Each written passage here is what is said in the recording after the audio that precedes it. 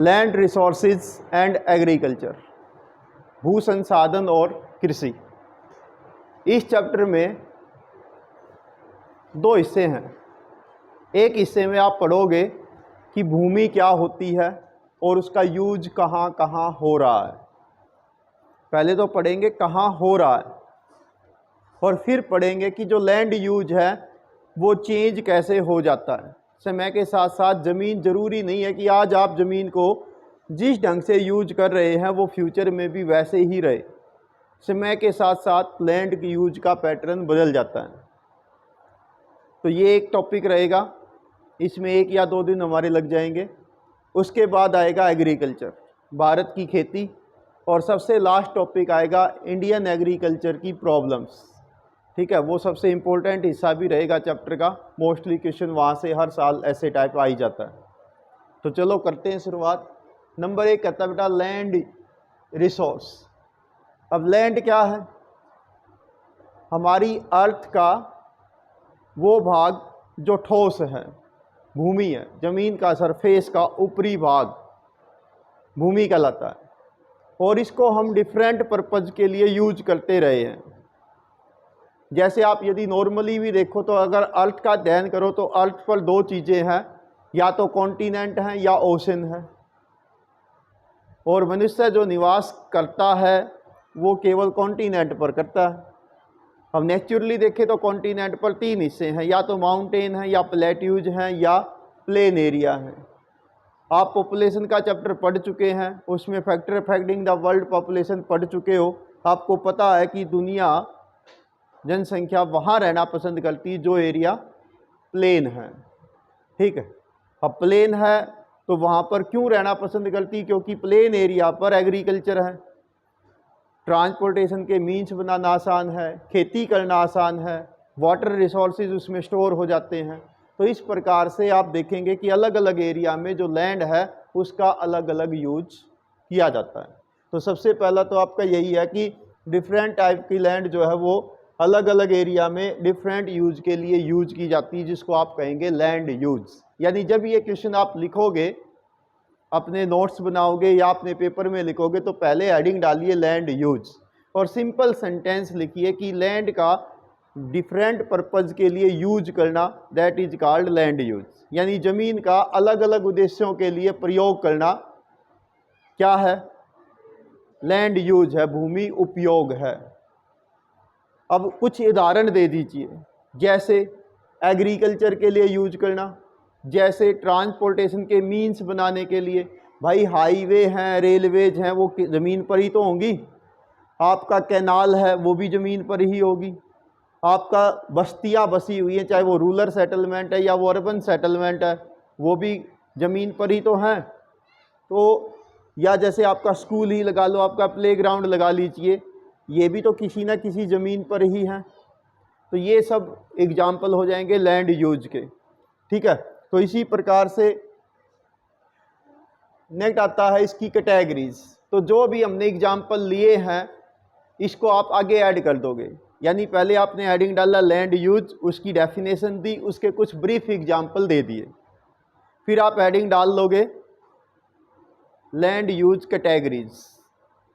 तो land use की कुछ कैटेगरीज हमने बांटी हैं, उनके आधार पर हम इसका अध्ययन कर लेते हैं कि ज़मीन को हम कहाँ कहाँ पर यूज कर रहे हैं। तो उसमें सबसे पहला आएगा जो लैंड यूज की कैटेगरीज हैं। इसमें एक बात तो आप ये ध्यान रखेंगे, नंबर 1 कि जो हमारी ज़मीन है उसको कहाँ कहाँ यूज किया जा रहा है, इसका रिकॉर्ड कौन मेंटेन करेगा। ये आपके लिए 1 अंक का क्वेश्चन भी हो सकता है। आपसे क्वेश्चन पूछ लिया जाए कि लैंड यूज का जो रिकॉर्ड है वो गवर्नमेंट का कौन सा डिपार्टमेंट या विभाग रिकॉर्ड करता है, तो आप बताओगे रेवेन्यू डिपार्टमेंट, राजस्व विभाग। आपने तहसील सुनी होगी, हाँ। तो इस प्रकार की जो हर ब्लॉक में या हर तहसील में होती हैं, तो वहाँ पर जो अधिकारी होते हैं राजस्व लैंड रिकॉर्ड रखने वाले, तो उनकी ये जिम्मेवारी रहती है। तो इसमें आप कैटेगरी करेंगे नंबर 1 फॉरेस्ट।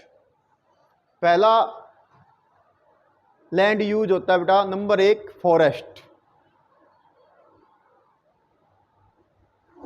इसके अंतर्गत आप क्या बताओगे, हेडिंग डाल लोगे फॉरेस्ट, और इसमें बताओगे कि जमीन पर वो हिस्सा जो परमानेंट फॉरेस्ट के अंतर्गत आता है, यानी जिस पर एक्चुअल में फॉरेस्ट है, ये है।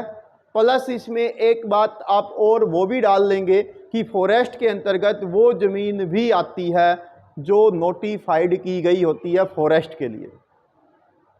जैसे सपोज करिए किसी एरिया में सरकार ने कोई नई कॉलोनी काटी या नई बस्ती काटी, नया सेक्टर काटा, या जैसे आजकल दीनदयाल के नाम से कुछ अलग अलग प्रोजेक्ट आते हैं कि वहाँ पर हम जो हाउसेस या कॉलोनीज बनाई जाती हैं, तो उसके अंदर क्या किया जाता है कि अब ग्रीन बेल्ट छोड़ना वो उसका हिस्सा है कि जहाँ पर आप मानव बस्ती बनाओगे वहाँ पर आपको ग्रीन बेल्ट का हिस्सा भी छोड़ना होगा।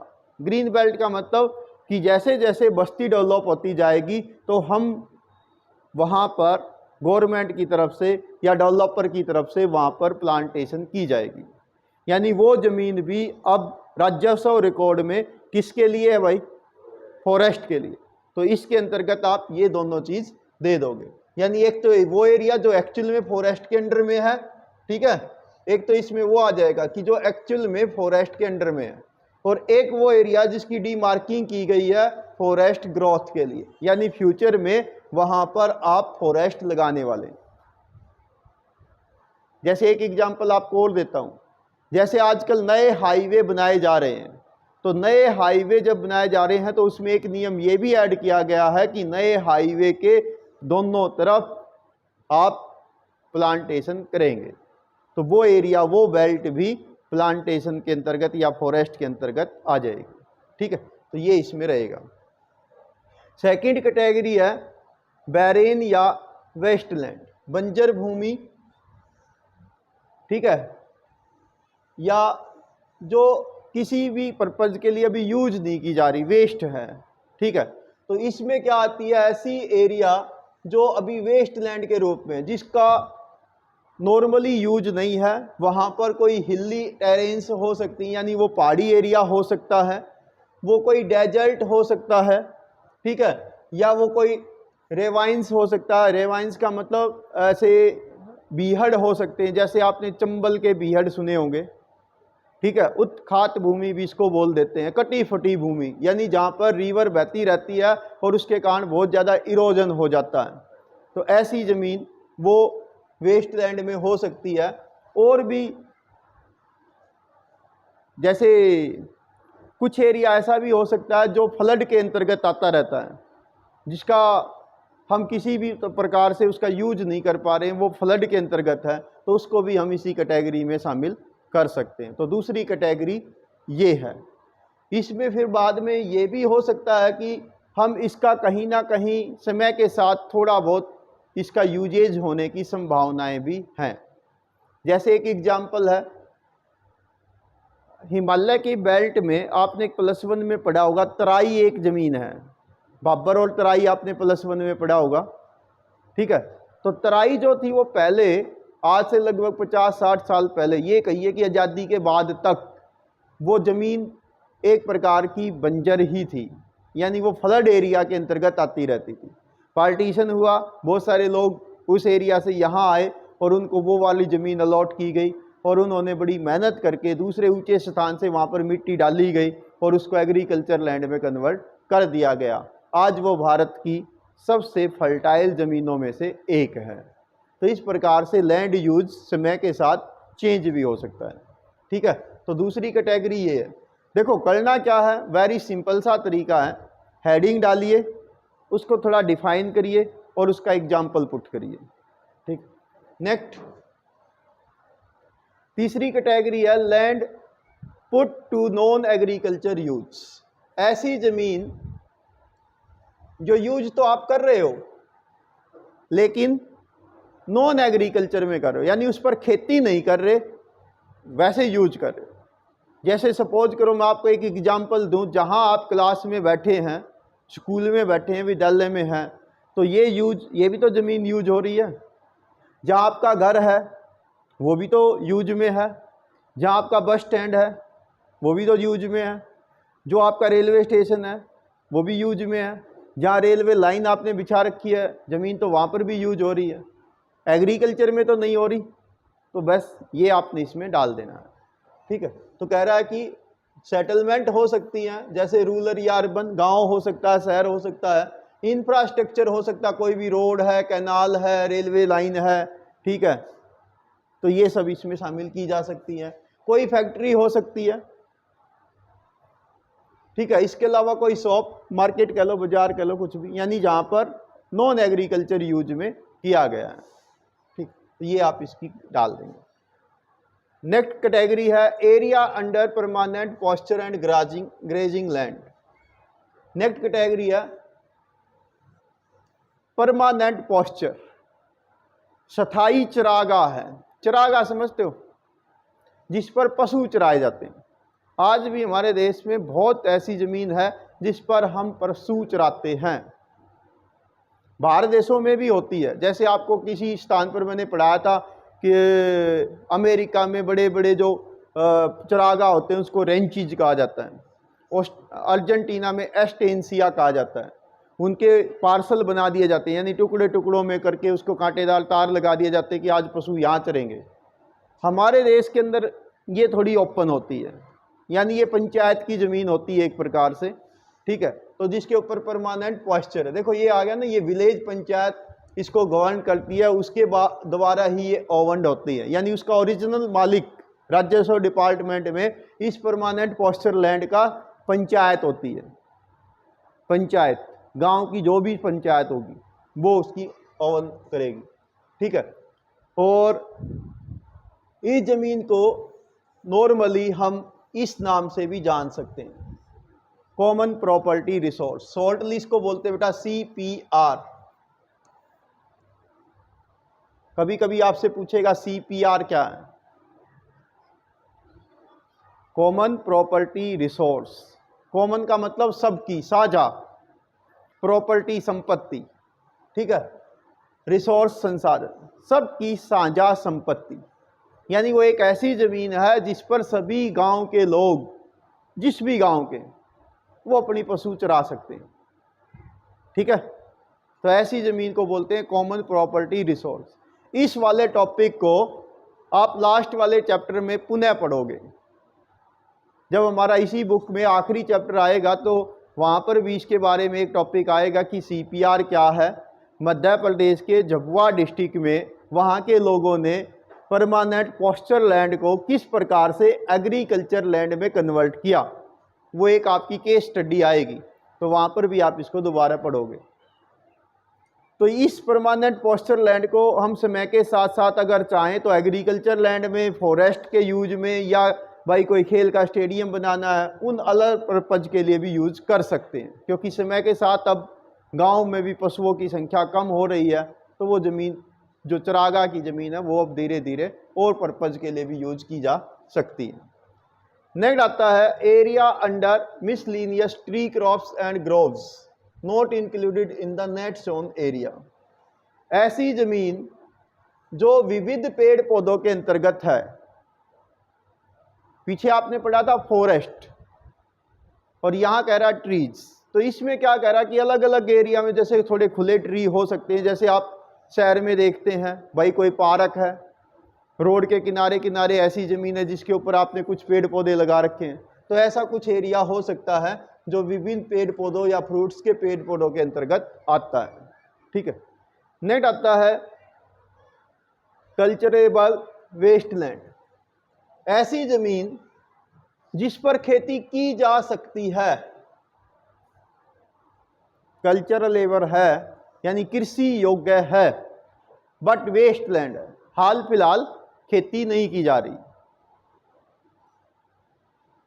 लाइकली एग्जाम्पल आपसे ही दे देता हूं भी, कुछ विद्यार्थी ऐसे भी हो सकते हैं जो चाहे तो बहुत कुछ कर सकते हैं शिक्षा के क्षेत्र में, लेकिन हाल फिलहाल दिमाग कहीं और ही डाइवर्ट है, समझ गए। ऐसे ही ये जमीन है जिसको आप खेती की जा सकती उस पर, लेकिन हाल फिलहाल बंजर है। कह रहा है ऐसी जमीन जिसको लेफ्ट फॉलो लैंड है, इसको हिंदी भाषा में बोलते हैं बेटा प्रति भूमि। अब पहले यही वाला टॉपिक आप पढ़ लें या आगे आने वाला है वहाँ पर बता दूंगा, ठीक है। तो पहले इसी को रख लो कि ऐसी ज़मीन है जो अनकल्टिवेटेड छोड़ी गई है मोर देन 5 ईयर से, 5 साल से ज़्यादा हो गए उसको खेती की जा सकती थी या की जा रही थी, लेकिन पिछले 5 साल से भी ज़्यादा टाइम हो गया उस पर खेती नहीं की जा रही है, ऐसी ज़मीन, वो ये कैटेगरी हो सकती। अब ये कैसे हो सकती भाई? कई सारे एग्जाम्पल आप दे सकते हैं। मान लो कोई ज़मीन थी, खेती उस पर आप कर रहे थे, बाद में ईंट का भट्टा लगा दिया और पिछले 10-15 साल से उस पर ईंट का भट्टा ही चल रहा है। हालांकि वो तो यूज हो रही है। अब मान लेते हैं कि ईंट का भट्टा चला 10 साल, उसके बावजूद भी अगले 10 साल तक वो ज़मीन खाली पड़ी रही, आ गई इस कैटेगरी में। दूसरा उदाहरण ले लेते हैं। मान लो कोई ज़मीन ऐसी थी जिस पर खेती होती थी, सरकार ने उस ज़मीन को एक्वायर किया किसी पर्पज़ के लिए, फिर बाद में सरकार का प्रपोजल चेंज हो गया, या भाई ज़मीन अधिग्रहण में कोई प्रॉब्लम्स आई, या सरकार चेंज हो गई, कोई भी ऐसा कुछ मसला हो सकता है कि एक्वायर हो गई, अब उस पर खेती भी बंद हो गई और जिस पर्पज़ के लिए यूज करना था वो पर्पज़ भी पूरा नहीं हुआ, और इस दौरान 5 साल से ज़्यादा समय व्यतीत हो गया, तो आ जाएगी इस कैटेगरी में, ठीक है। तो ऐसी ज़मीन को हम बोलते हैं कि कृषि योग्य है लेकिन कृषि नहीं की जा रही है, बंजर हो गई है। तो इसी में ऐसी ज़मीन होती है जिसको हम बोलते हैं फॉलो लैंड। अभी आया था आपका एक फॉलो लैंड ऊपर वाली कैटेगरी में। फॉलो लैंड का मतलब होता है बेटा ऐसी ज़मीन जिस पर खेती की जा रही है लेकिन कुछ समय के लिए ज़मीन को खाली छोड़ देना। इसको नॉर्मली किसान ज़मीन को रीबूट करने के लिए करता है। रीबूट का मतलब कि ज़मीन पर आप लगातार खेती करते आए और लगातार खेती करने से ज़मीन की उपजाऊ जो कैपेसिटी है, फर्टिलिटी की जो पावर है, वो कम हो रही है। तो क्या करेंगे, कुछ टाइम के लिए, एक सीज़न के लिए या एक से ज़्यादा सीज़न के लिए उस ज़मीन को खाली छोड़ देंगे, यानी थोड़ा रेस्ट देना पड़ेगा। रेस्ट दे दोगे तो वो ज़मीन रीसेट हो जाएगी, दोबारा उसकी फर्टिलिटी लौट आएगी। तो अब बात करते हैं, इसकी 2 कैटेगरी हैं, एक है करंट फॉलो लैंड और एक है other than current follow land. यानी जो आप भूमि को खाली छोड़ोगे उसके 2 प्रकार होंगे। कौन से? अब समझ लेना ध्यान से। आप खेती करते आ रहे थे, आपने खेती की, अगले सीजन में भी खेती की, अगले सीजन में भी खेती की, लेकिन अब जो सीजन आया उसमें आपने इस ज़मीन को खाली छोड़ दिया, अब इस पे खेती नहीं कर रहे। इस ज़मीन का मतलब इसको ऐसे समझ लो, मान लो एक किसान के पास, मान लेते हैं कि 5 एकड़ ज़मीन थी, वो लगातार 5 एकड़ पर ही खेती करता आ रहा था, लेकिन इस बार उसने 3 एकड़ पर खेती खाली छोड़ दी इस सीजन में, एक सीजन में।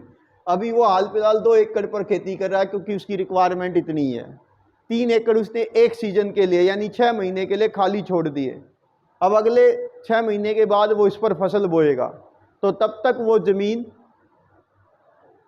थोड़ी फर्टाइल हो जाएगी। क्या होगा, उस पर कुछ खरपतवार वगैरह उगेगा, वो उसको बाद में जुताई कर देगा, उस पर बारिश पड़ेगी, खाली रहेगी, उसमें गोबर की खाद भी किसान डाल सकता है, तो उसको रीसेट होने का मौका मिल जाएगा। तो इसको बोलते हैं करंट फॉलो लैंड, यानी जिस पर आप लगातार खेती करते आ रहे थे और आपने उसको 1 साल या उससे कम टाइम के लिए खाली छोड़ दिया है। 2 सीजन हो सकते हैं, 1 साल में 2 सीजन आ जाएंगे एग्रीकल्चर के, 6-6 महीने का मान लो। और यदि आपने केवल एक ही सीजन में छोड़ा तो वो लेस देन 1 ईयर हो जाएगा कि आपने केवल लगभग 1 सीजन के लिए खाली छोड़ दी, फिर दोबारा खेती कर ली। दूसरे उदाहरण से समझाऊं, जैसे मान लीजिए आप लोग लगातार पढ़ते रहते हैं, क्लास स्कूल में आते हैं, आपके पीरियड सिस्टम क्यों होता है? आप पढ़ रहे हैं, उसके बाद आपको ब्रेक दे दिया जाता है। क्यों? ताकि माइंड को थोड़ा रिफ्रेशमेंट आ जाए। अगर लगातार पढ़ा दिया जाए आपको 8 पीरियड, तो अगले दिन आधे से ज़्यादा स्टूडेंट गायब हो जाएंगे। पढ़ाई जो है वो बोरियत भरी नजर आएगी आपको। आप देखते हैं आपके सब्जेक्ट वाइज पीरियड भी बदल दिए जाते हैं। मान लो पहले पीरियड में आप अंग्रेजी पढ़ा, सेकंड में आप ज्योग्राफी सीख रहे हैं, थर्ड में कुछ और सीखोगे। क्यों? ये रोटेशन क्यों अपनाया है? ऐसा क्यों नहीं कर देते कि एक सप्ताह ज्योग्राफी ही सीखोगे, अगले सप्ताह इंग्लिश सीखोगे?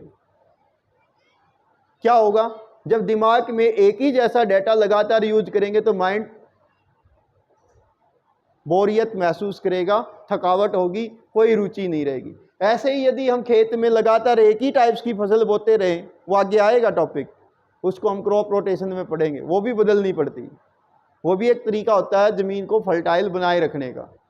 लेकिन कभी कभी क्या होता है कि ज़मीन को परमानेंटली ही खाली छोड़ दिया जाता है कि अगले 6 महीने तक, 3 महीने तक, 2 महीने तक कोई इस पर खेती नहीं करेंगे, उसको खाली छोड़ देते हैं, तो उसको मौका मिल जाएगा। तो ऐसी ज़मीन जिस पर खेती करते आ रहे थे और अब आपने उसको खाली छोड़ दिया, तो वो कहलाएगी करंट फॉलो लैंड। इसको हिंदी भाषा में आपकी किताब में लिखा होगा चालू पलटी भूमि, हिंदी में। हाँ, वर्तमान कह लीजिए, वर्तमान पलटी भूमि कहिए, करंट कहिए, ठीक है। इसी प्रकार से दूसरा आता है other than current follow land. अब सपोज करो आपने ये जमीन यहाँ खाली छोड़ी थी, उससे अगले सीजन में आपने खेती की, अगले में भी की, अगले में भी की। अब यदि हम यहां से बात करें कि भाई आज से 2 सीजन पहले हमने ये खाली छोड़ दी थी, तो other than current follow land में आ जाएगी। सपोज करो इसका दूसरे एग्जांपल से लेते हैं। मान लो आपकी ये जमीन थी, इस पर आप लगातार खेती करते आ रहे थे, ठीक है। इस साल खेती की, यहाँ आपने खाली छोड़ दी, यहाँ आपने खाली छोड़ दी, अब यहाँ आप आ गए हैं। तो यह कह रहा है कि ऐसी जमीन जिसको आप खेती कर रहे थे लेकिन आपने इसको खाली छोड़ दिया more than 1 year, more than 1 year, यानी आपने एक सीजन खाली छोड़ी, अगले सीजन में भी खाली छोड़ी, 1 साल हो गया, उससे अगले में भी मान लो आपने खाली ही छोड़ दी। हाँ, और ऐसे करते करते हो सकता है कि आपने 2 साल भी खाली छोड़ दो, 3 भी छोड़ दो, लेकिन 5 से कम हो। ये कह रहा है कि 1 साल से ज्यादा हो, 5 साल से कम हो, तो वो आ जाएगी other than current follow land. लेकिन कोई जमीन 5 साल से ज्यादा खाली छोड़ दी, 5 साल प्लस तक खाली छोड़ दी, तो क्या होगी? तो वो आपने पढ़ा था ना ऊपर एक कैटेगरी, कल्चरेबल वेस्ट लैंड में कन्वर्ट हो जाएगी। ऊपर आई थी एक कैटेगरी। तो ये सेंटेंस यहां पर भी रिपीट कर दिया आपके लिए कि यदि 5 साल से ज्यादा खाली छोड़ दोगे तो वो जमीन वेस्ट लैंड में कन्वर्ट हो जाएगी। खेती की जा सकती थी लेकिन अब बंजर हो गई, ठीक है। तो ये आपके पेपर में फिर बता देता हूं, एक क्वेश्चन तो ये आएगा कि लैंड यूज क्या होता है, इसकी कैटेगरी क्या है। इसमें ये सारा लिखोगे आप।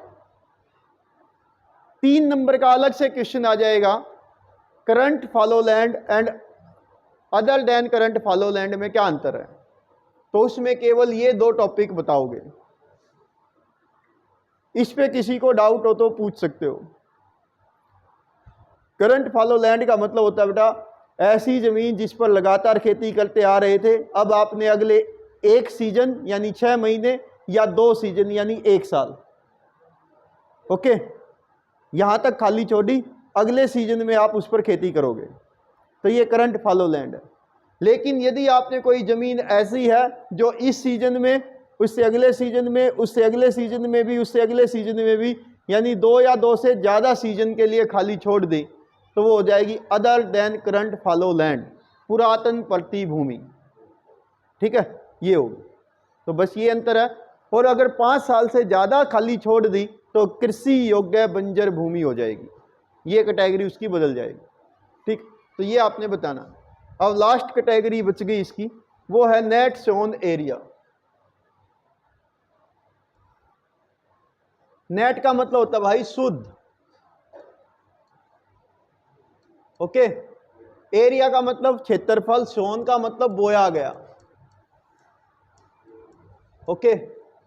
अब सपोज करिए भाई, मान लो ये किसान का खेत है, ये उसके खेत की बाउंड्री लाइन है। अब उसके अंदर उसने अलग अलग एकड़्स हैं, ठीक है, समझ गए। अब मान लो किसी सीजन में उसने सारा का सारा खेत वो रखा हो, मान लो ये कितने 1 2 3 4 5 10 हो गए। अगर मान लो किसी सीजन में उसने 10 के 10 एकड़ पर खेती की तो नेट सोन एरिया कितना हो गया 10 एकड़। अब मान लेते हैं कि गर्मी का सीजन था, पानी की कमी थी, तो किसान सोचता है कि इस टाइम मेरे पास जितना पानी उपलब्ध है उसके आधार पर मैं 4 एकड़ को खाली छोड़ देता हूं। अब नेट सोन एरिया कितना हो गया, ठीक। यानी एग्रीकल्चर लैंड का वो भाग जिस पर कुल मिलाकर खेती की जा रही वो शुद्ध बोया गया क्षेत्र है। इसके विपरीत आपसे यह भी पूछा जा सकता है कि टोटल एग्रीकल्चर लैंड का क्या मतलब है। टोटल एग्रीकल्चर लैंड, अब टोटल में तो आप पूरी ही बताओगे कि वो जमीन जिसके ऊपर हम खेती करते हैं। चलो आपको दूसरे तरीके से समझाता हूं। भाई आपकी क्लास में कितने विद्यार्थी? 49। आज कितने आए? मोटे तौर पे बता दो। 35। तो टोटल में कितना गिनोगे? 49। आज कितने? समझ गए? अब इसको एग्जाम्पल लिया हो, यहां पर फिट बिठा लो, माइंड में लॉजिक आ जाएगा थोड़ा सा। बस ये रख लो कि भाई हमारे पास जो टोटल जमीन है जिस पर हम खेती करते हैं वो आएगा टोटल एग्रीकल्चर लैंड। और नेट सोन एरिया का मतलब किसी एग्रीकल्चर सीजन में कितनी जमीन पर हमने एक्चुअल में फसल बो रखी है, that is called net sown area.